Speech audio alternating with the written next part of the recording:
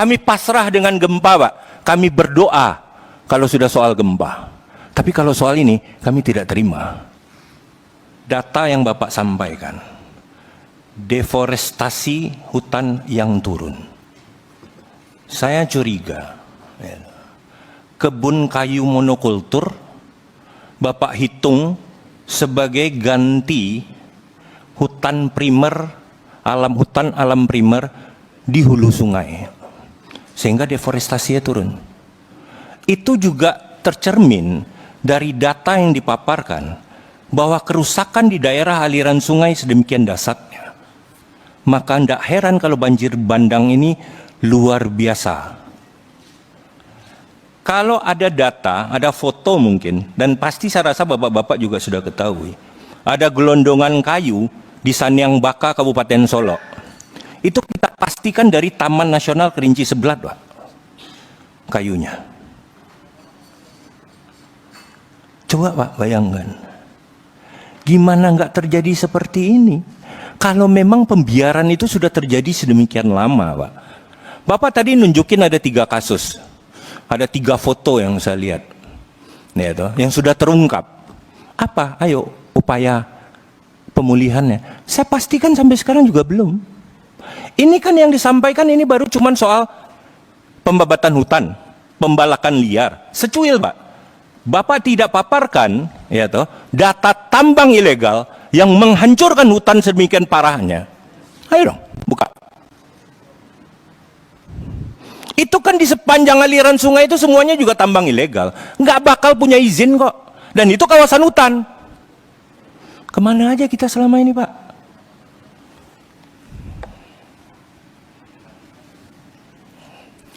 Sekarang, kalau mau bicara dana rehabilitasi, Pak, saya sudah hitung, Pak. Dana rehabilitasi Bapak itu cuma Rp62.500 per hektar. Apa yang mau direhabilitasi, Pak? Sekarang masa tanggap darurat. Setelah itu kita akan masuk rehabilitasi dan rekonstruksi.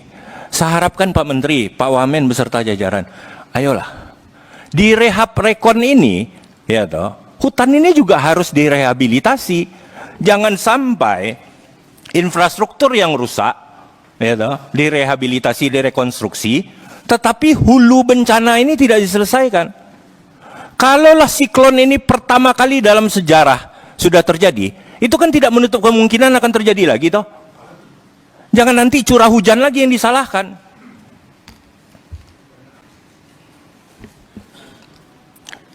Pak, korban jiwa itu, Pak, tidak cukup lagi duka dan sesal kita di sini mengobati itu, gitu loh. Berapapun mahalnya biaya rehabilitasi ini, itu juga tidak bisa mengganti nyawa saudara-saudara kita. Tidak bisa mengobati penderitaan saudara-saudara kita di Aceh, Sumatera Utara, dan Sumatera Barat. Jadi jangan lagi bicara anggaran, Pak. Ayo, untuk satu nyawa itu tidak pernah bisa kita nilai, Pak. Apalagi dengan sedemikian banyaknya yang sekarang. Jangan pernah sampai terjadi lagi. Jadi all out cost ini harus kita selesaikan. Bapak juga bicara tadi soal masalah mitigasi. Mitigasinya seperti apa? Aplikasi basis apa lagi?